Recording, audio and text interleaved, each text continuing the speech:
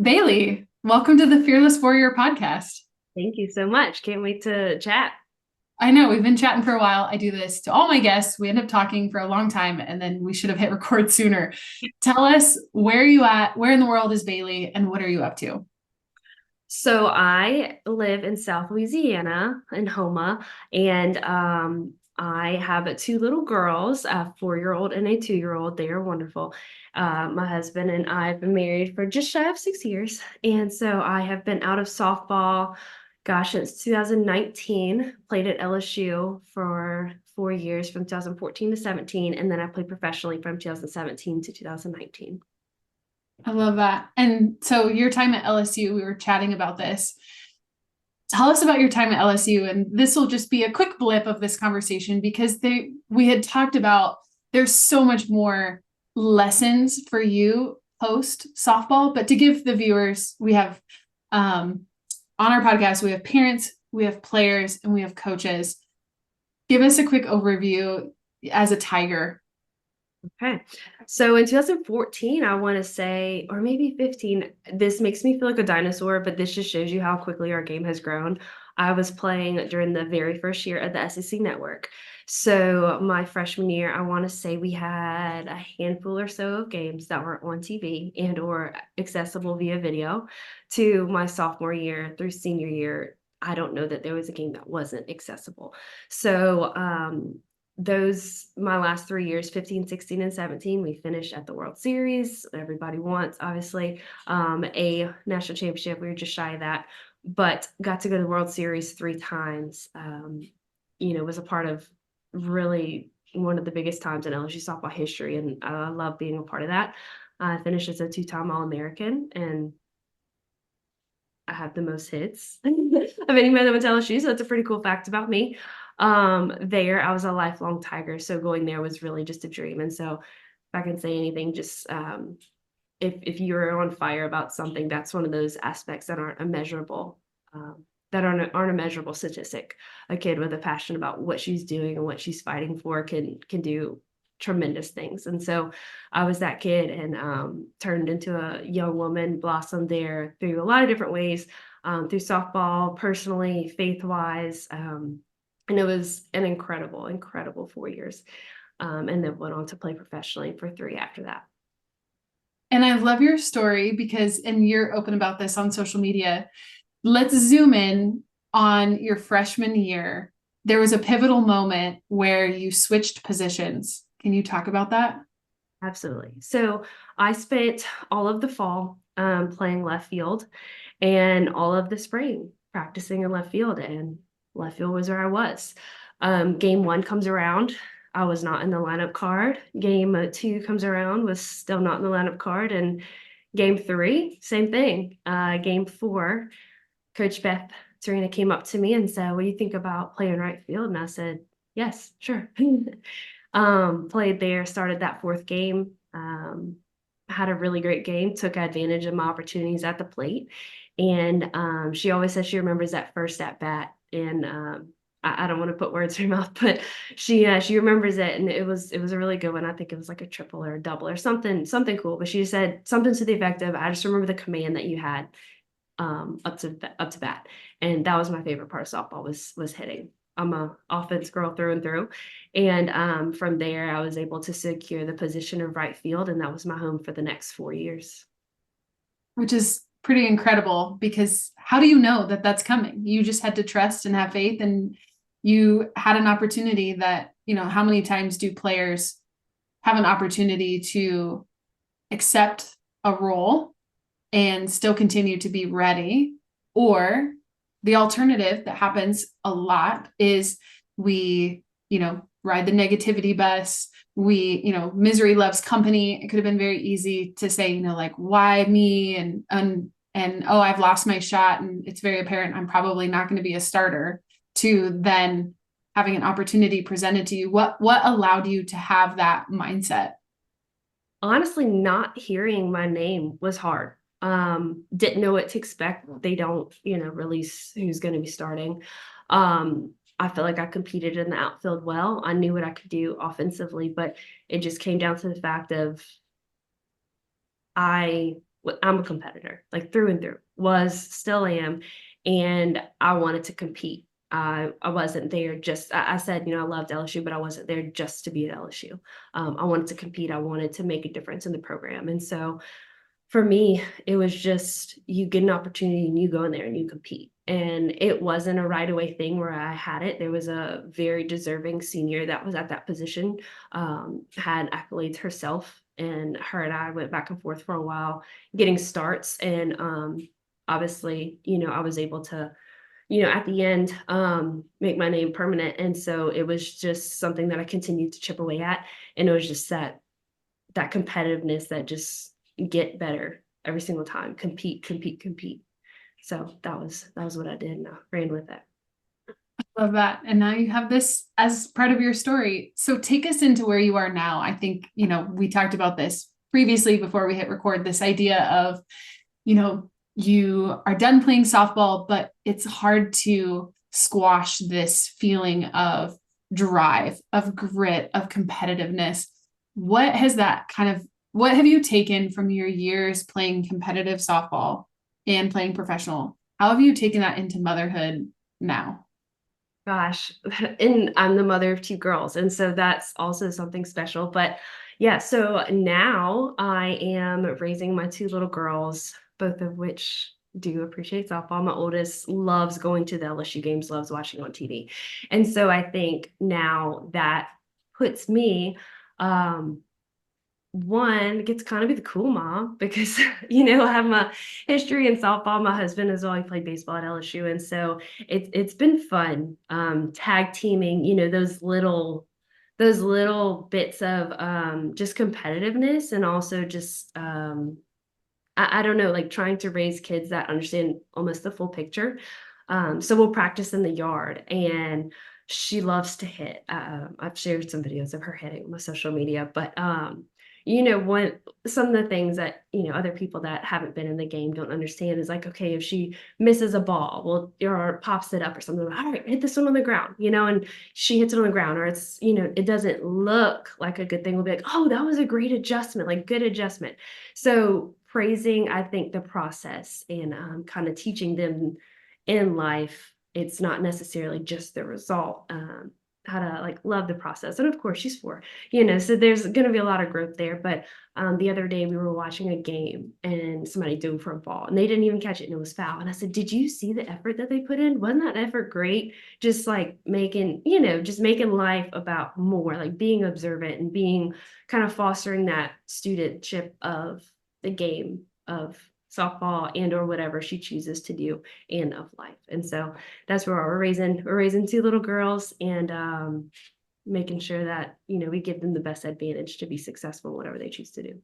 Yeah. And she loves it because she gets to do it with you. And it's not signing her up for organized sports. She's just in the backyard. So tell us about, and that's part of your story too, that drew me to you, as well as you're very open about, we played softball at a high level. You arguably played at the highest level. You played as a professional. LSU made it to the College World Series. You would think, hey, let's sign her up as soon as possible. Talk about your kind of epiphany there and what you want to share with youth sports. Absolutely. So youth sports are important, and from the things I'm about to share, don't take from it that I don't think that they aren't. I think they have their place, but for us, we have chosen to withhold from sports at this time. We are looking forward to, in the very near future, putting her in something because she's at that age where we want to, foster a teamwork. But right now, my husband and I, we made the conscious choice just to withhold from youth sports because we really came off of a pretty demanding and busy season as a family. And so for us right now, we are really trying to foster, well, one, the basics and, the understanding. And she can tell you, which players, like what position the players are at and what a foul ball is. And, why did this person run even though they didn't hit the ball? And how many strikes, just the whole basics of the game that, you get to enjoy these questions that you forget why they or what they are, what they mean. And we've been really focusing on that. And so we took the route that We're gonna foster and grow her love and competitiveness and skill mentality right now in the backyard as a family unit, because that's the most important thing to us. And we'll find a place for youth sports, but it just, to us, it felt like it was just kind of, I don't know, for a lot of people, it seems almost like a social gold star, is what I like to say. Yeah. Especially being in I like to call it a small big town, because everybody, I think, is expected that as soon as your child is 2 or of age, that you are signing them up, you're doing the thing. But that also means that you're running here, there, and everywhere until late hours of the night. My husband and I both live that life. We understand, we get it, and we know how demanding it is. But for us to be able to sit around a table and have dinner most nights of the week, to talk about our day, to let our kids just be silly, like they're 4 and 2, you Yeah. know, they're still very young. There's so much time for them to receive and to participate in the things that we know help bring success in those youth sports. But it's not a race. And if we can, protect her as, and I wouldn't even say protect, but protect and or foster her in the healthiest way that we see fit based on our experience and just the environment of what we see some youth sports being right now. That's the choice that we're going to make. It may not be popular, but we're okay with that because we know there's going to be a time and a place, and she's going to have more than enough time to grow and blossom.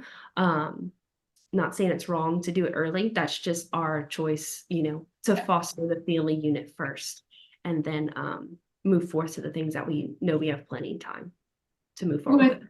It's easy to get swept up. We had that same feeling this fall where we our oldest turned 6 in April, and he did his second year of T-ball.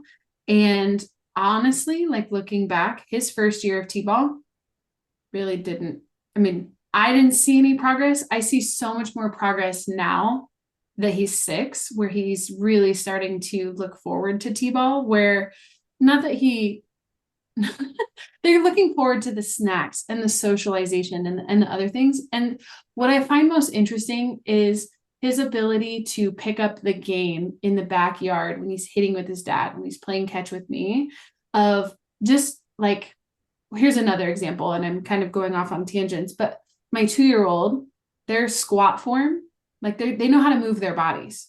Yeah. Like when a 2-year-old squats down, it's perfect squat form because nobody's teaching her how to move her body. She's just moving her body. And so the same thing could be said for my 6-year-old when he's swinging a bat and he takes a hack and it just doesn't produce results. He's going to adjust what he needs to adjust versus, and Bailey, this is agonizing as former players when you're watching somebody else move your child like a robot when they're up to bat. And of course, in T-ball, they get one chance. And, if it's a swing or what, it felt very robotic versus in the backyard, they're going to be able to have reps and giggle, have fun, and they're going to figure it out on their own. And they're going to learn those body movements, like athletic movements.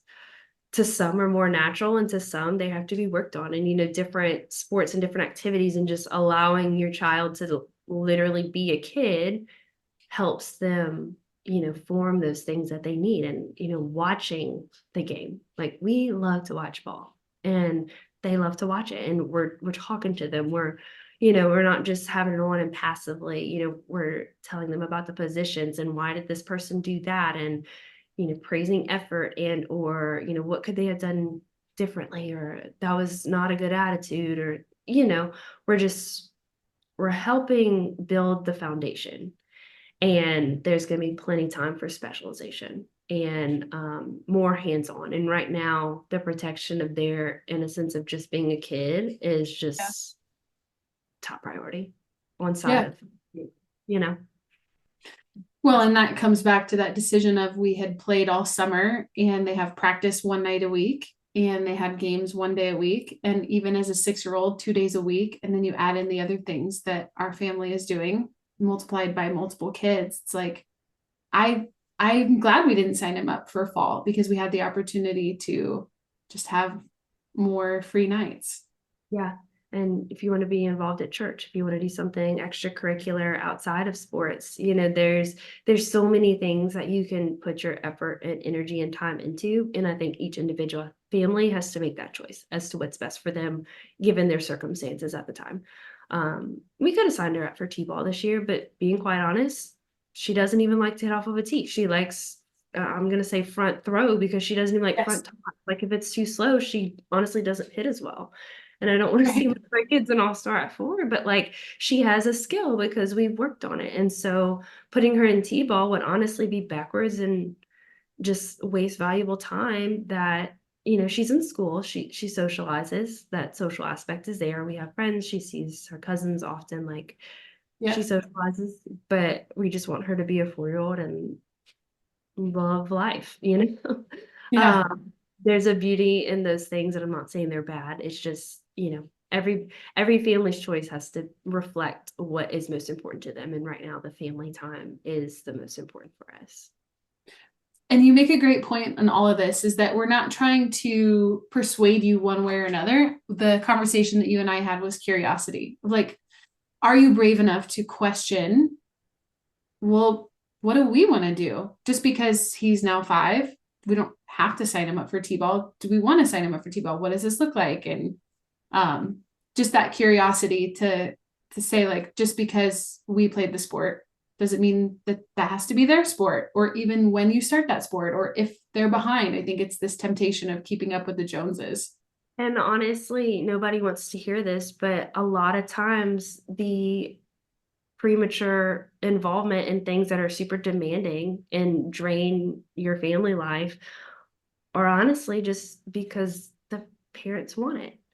which, you know, can be your choice. But I feel like, you know, we got pushback. We had people that in our life that had no reason to, but you know, told us what they thought about it, and they can think that, and that's fine. And they can freak out when their 7-year-old has a bad game, and because they don't understand, you know. And a lot of it, you know, there's no reason for us to live through our children.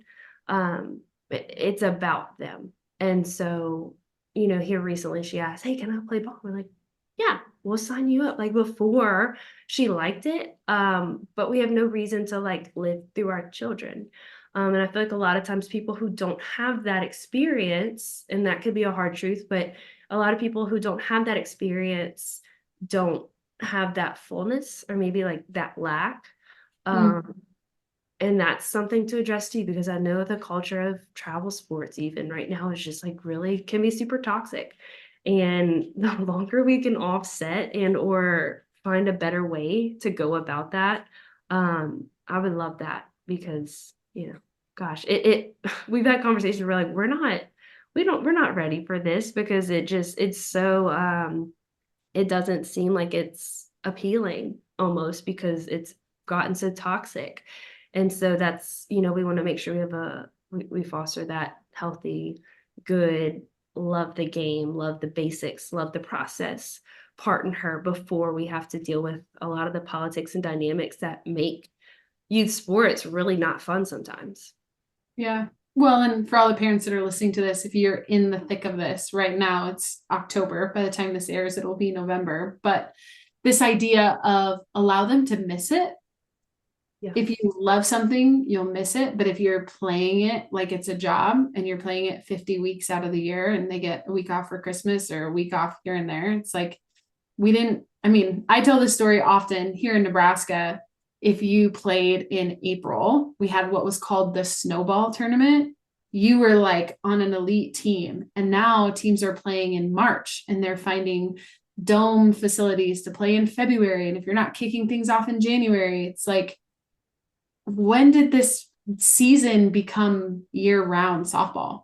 And living in South Louisiana, we have fine weather for all year round. So Right. I can say as somebody who struggled with an arm injury throughout her career and especially towards the end, um, their bodies need rest, But truly. yes, Not physically. just for a functional way, but just they just need time to do other things. You know, it's so Yeah. helpful in so many different ways. Well, and I think we're seeing that now too. I give a few pitching lessons still, and I hope they introduce pitch counts. But even then, I mean, we're starting to see injuries younger and younger. I have a couple of athletes that have slipped discs and things that like this is your back. Like not just like a shoulder and a knee, sure, but like this is your back. Yeah. Yeah. I mean, the injuries, all of it, the mental wear that it takes. One of the most the biggest one of the biggest things that I made the decision to do in college, that made a lot of things come full circle for me and turn around and really push me forward, was I had to make the conscious decision that I had to balance out things in my life a lot more. Because while softball is a good thing, sometimes too much of a good thing is not good. I had to restore the proper balance in my life in order to be the best version of me. And even drawing back from softball a little bit, pouring into, okay, I'm also a student. Okay, I'm also a human being that has physical, social, spiritual needs. And those are not being met because softball is literally every single thing. And so I drew back in a way that was still putting my best foot forward, but not overdoing it. I made sure that the time that I was at practice was the time that I was at practice, and I was putting the absolute most into it. And the time I was working out was that. But I also left space to where if I wanted to go to a Bible study at church, I had time to do that. And that was, in leading a Bible study at church because, our athletes, we needed something. And so, making the choice to do that, making the time for that, drawing back a little bit to move forward was one of the best things I could have done. And my game didn't suffer from it. It actually got better. And Yeah. so it just allowed me to really, take a step back, gain perspective, but then also pour into all the different cups of my life because we're not just a one thing being. We have different parts of us that all need to be catered to. And it was hard because I felt, that pull. I was like, oh no, I'm like this, like I'm not putting enough into the game. But it's like, no, you were putting so much into the game. You have got to put other parts or put into the other parts, or those other parts are gonna go away.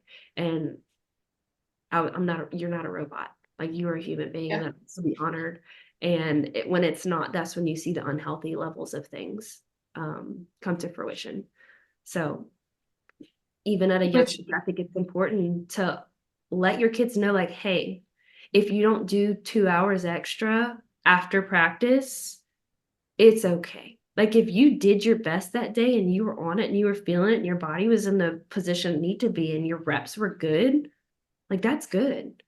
When you're in a slump, yeah, put in the extra time. And I'm not saying don't ever put in extra time when you're doing great, but like if you know your body is doing what it needs to do, your game is good, you're mentally sharp, like you've got it, then you've got it.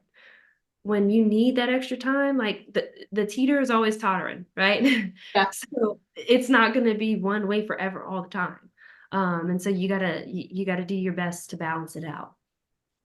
But what a gift to be able to discover that. I think a lot of people never discover that. But if we can help our children discover this at 10, 11, 12, 14, 15, 16, so that we're not sending them off to college, I think that's a scary thing that I'm seeing with a lot of my one-on-one clients is they're physically good, they're mentally good, they've got all the skills, and freshman year rocks them of college.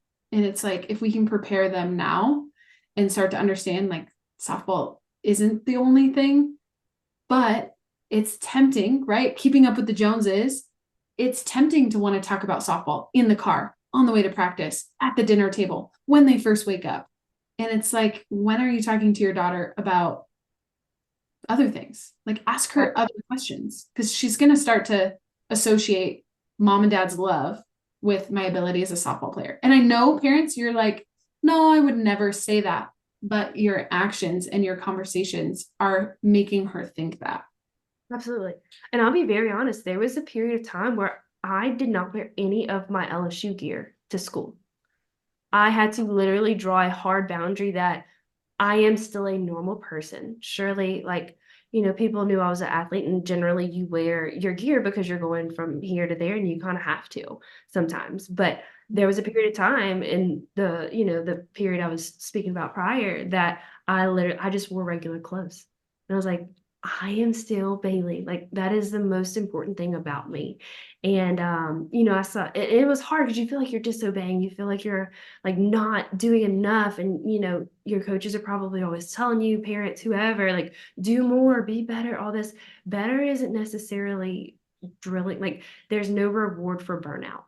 That does no one favors. And like I can't tell you the transformation that happened when I got over the fact that you are not disobeying. Like you were being yourself. You were doing yourself and everyone around you the biggest favor. And that didn't look the same for other teammates. But they also didn't allow themselves to be as well-rounded. And there were different brick walls that came up at different times. And so my process didn't look the same as other people, but I knew that in order to be my best, I had to make sure my homework was done. I had to make sure I was on top of my studies, because falling back and being, last minute was serving no one, because then I would be flustered and that I would be at practice thinking about all the things I had to do that night, and then I wouldn't get any sleep. And if I don't get any sleep, sleep is so important. And if I'm in a hurry, I can't cook a good meal. I'm gonna have to eat takeout, and takeout serves no one Right. long term. And if I don't go to church, then I'm not like, my soul isn't being fed. And if I don't do this, like there is a balance. It's not a consistent all the time looks the same balance, but you have to find that for you. And that's okay. And because like rest is also not a reward, like rest is necessary. Yes. And burnout is not a badge of honor. So I think the most successful people, if you look at like the most successful people, they have their little routines and their ways that they implement.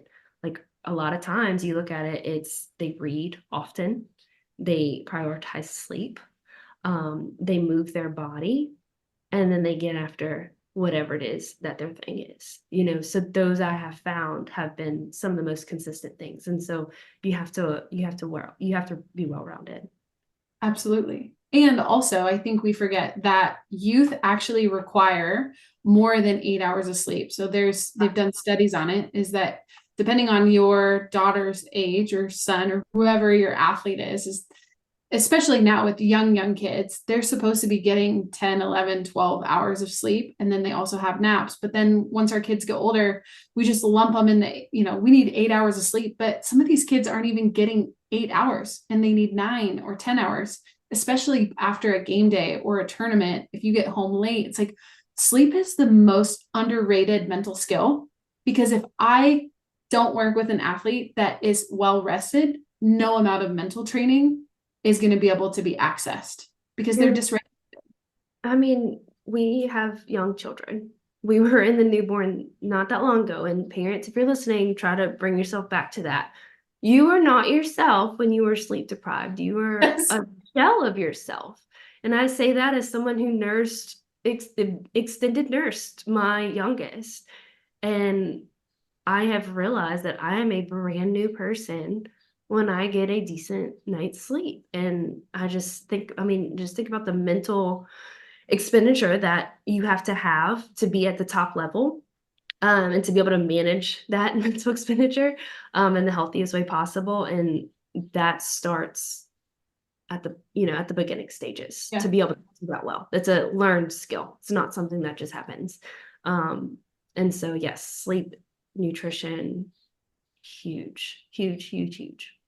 This just clicked for me, and we can laugh about this. We'll do this podcast in 10 years when we have teenagers, but it's this idea of like, you have a teenager, you have a preteen, you are at risk of burnout, you're sending them to multiple sports, you're asking them to be a student, they're low on sleep, they're overstretched, and then we wonder why they're grumpy. Gosh, on top of like all the biological things that are changing That are in their changing. bodies Yeah. That just clicked for me. yeah. And we did not grow up with social media in our hands, praise God.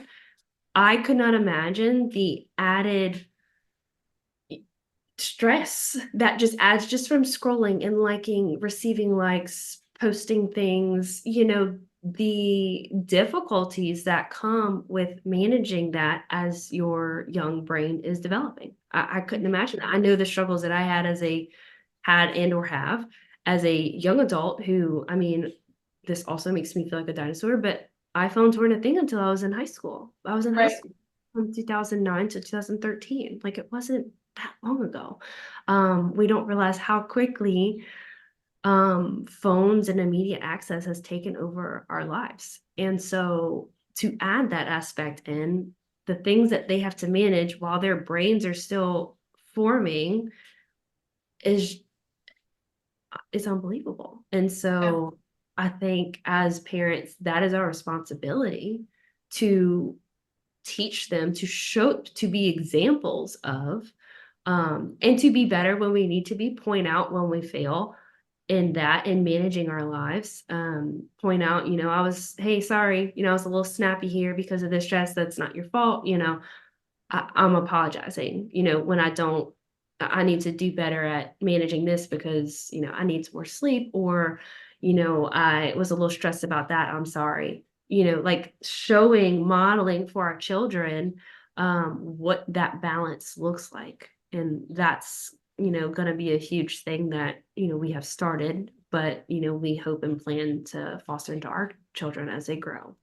So that's another huge responsibility, but also realizing that they grew up and are growing up in a world that's very different than ours. And so I would Yeah. say the stressors are maximized, and what they have access to, is also our responsibility as well.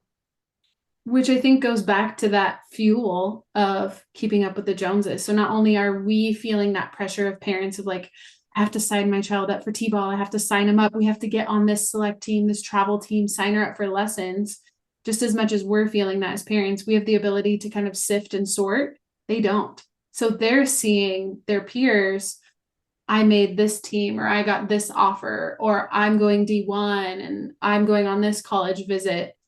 99.9% of the athletes that I'm working with all hate the recruiting process. We hate it. But it's like, but it's this glamorous thing. Nobody talks Well, about you how, can be rated number 1 and 2 and 3 and 4. I'm like, the harshest thing that we had growing up was MySpace. And if you were on your friend's top 8, and if you were the same ranking as they were on yours, you know what I'm saying? right. It's like it's cutthroat, man. Like I look at the kids now. When I went on my official visit, I think in LSU, I mean, golly, they have all the money in the world for everything. I got like a little sticker that said LSU football Bailey Landry on it. And it was like recruit or something silly like softball. Yeah. Now recruits get like a whole photo shoot Photo shoot. with the uniforms on. I'm like, I want to put the uniform back on. I want to call them a sassy pants. I want to put them back on and like, you know, do the thing. But it's just so funny because there's just, oh gosh, there's so much. And then you get into the NIL stuff. I don't even think we have time for that. But it Yeah. just there's so much, gosh, and recruiting is so interesting. And but I will say that is a cool opportunity for young women to like engage with adults in a way that may feel uncomfortable sometimes, like Oh, being yeah. fearless. Like I remember, and I shared a little bit of my story prior to, but while I was getting recruited for LSU, they had a coaching change. And so I had, in LSU was it was plan A and only. And when that coaching change came at a very pivotal time in my recruitment journey, I had to reluctantly open up my horizons and entertain other schools and see, if this is no longer an option, what are my options? And, I had another school in the SEC, very successful school. And I remember their coach called me and they're like, where are we at on your list? And I was like, I didn't know how to tell them, like, you're number 3. Oh, but, like, and I think that's such an opportunity for growth for them to be young women. We had the hard conversation and, we ended up closing up my recruitment with them. But, luckily Coach Beth came along and, the rest is history. And so I was able to go to LSU, but I just, gosh, recruiting, eh. Yeah. It's not easy. The whole system, the whole ranking thing, I'm like, gosh, this is crazy. Because Yeah. there's so many intangibles. And like I kind of opened up with, like, you can look at stats. Of course, myself personally, I had the stats, like those immeasurable things. Gosh, those count for so much because you take a kid that just is on fire for what they're doing, passion, makes miracles happen. And like you see that all the time in underdogs and just everything. So I would encourage anybody that's feeling a little down about rankings and or statistics. Statistics have their place, but life is bigger than that. And so don't see your value in that at all. It's great if you got it, but one of the most valuable things that Coach Beth shared with us at LSU was that when you allow people to tell you that you're really good, you also give them the place to tell you that you're really bad too. And so that was something that has stuck with me through so much, with the emerging of social media and access to so much during my career. We really had to figure out how to balance it as it was kind of happening. And I can tell you some of the most fruitful time was when I didn't check the things, didn't read the things, didn't see anything. I just showed up and did what I needed to do. And that proved very well for myself and for our team. But that's the message you're sharing loud and clear, is that passion wins, your love for the game. When you stepped away from the game in those small ways, like not wearing your gear, you found your love again, because then when you did step on the field, you knew that's where you were meant to be. Oh yeah. I was the proudest, most Miss LSU, Miss Louisiana, like proud as proud can be. But I had to take a step back and like, I'm Bailey. Yeah. I'm first Bailey. And what does that mean? And yes. So this is a perfect segue, and this is the question we ask all podcast guests. And I have a feeling you're going to love this one. If you could go back in time, you're a time traveler, you could go back to your past self at any point on your journey. What message are you giving her? You made me cry. Because okay. So I think about, we talked about youth sports and I didn't even get to share this, but I didn't make the first team that I tried out for. So I was 7 years old. So I was 7. I had played like a year or so. So I guess around 6 or 7, I played with a rec team. And that was my first playing with softball. I had an older sister, watched her play, wanted to play because I wanted to be like her. And I had my turn. And then as I did it, I was pretty athletic. I did pretty good. And so I was like, you know what? I'm going to try out for a travel team. Well, I didn't make it. And I took a little break and I came back and I tried out for either the same team or a different team. I'm not familiar, but I did make it. And so I would probably tell that 7-year-old Bailey that was, pretty down in confidence, I would say, because I didn't make the team. And I just that was my first lesson in rejection, I guess. I would tell her it's going to be okay, because you go from not making the first travel team, not being one of the best or top half of players on a team for quite a few years.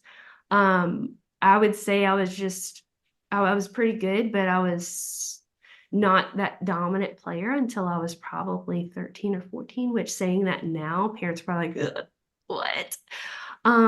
But that's the truth. And you can ask anybody who I played with. I remember very specifically on one of the first teams I played with, after each tournament, they would give like the standout player that weekend the trophy. And I never got one the whole season. And at one of the Christmas parties, one of the coaches was like, oh, it's been, we realized that one of our players never was recognized for her effort. And I I don't even want that. Like, don't give me, I don't want anything. Like, if I wasn't the best, don't give it to me. And I just remember that, like, I took it, but I was like, this feels so icky. Like, I don't feel like I deserve this. And, it was really after that, I think that was my 12U team. After that is when I really started to stand out a bit more from my peers. And, like I shared before, I ended up going to the World Series 3 times, 2-time All-American, professional softball player. I've played at every level that you can outside of the Olympics. And, for a kid that struggled here, there, and everywhere, like, I have the most hits as anybody has ever had at LSU. Yeah. And that's something I could be very proud of because I was once the kid that didn't make the team, that wasn't in the lineup, that never got the trophy after the tournament. And so if I can go back, I would just tell her, keep working. keep working. You're going to be okay. So good. And give her a hug while you're at it. Little Yeah. 7-year-old Bailey. Yeah. I think it makes it so much more special now to like think about as moms, if we could go back now with a 6-year-old, it's like, could I go back? And, I see a lot of myself in my kids. And so I think your message just like hits even stronger. You're going to make me cry. I know. I'm like thinking about my daughter right now. I'm like, oh my gosh, I just want to hug her. Like, I hope she never feels that way. Yeah. Yeah. Bailey, thank you so much for your time and your conversation today. I love everything that you stand for, and I hope you keep sharing. And I know you're really active on Instagram. Um, is that the best place to keep in touch? Yeah, absolutely. So while I played, my name was Bailey Landry. It's my maiden name. And now I'm Bailey Domangue. It's kind of hard to say, but if you search Bailey Landry, it's hard to say and spell. I don't know how to spell it until I think my husband and I were engaged. But yeah, if you just search Bailey Landry, you can find me. My name is at Bailey Domangue. And we'll link that below. So all they have to do is click. Yes, Amazing. Well, keep us posted, and truly, thank you for your time today. absolutely. Thank you so much for having me.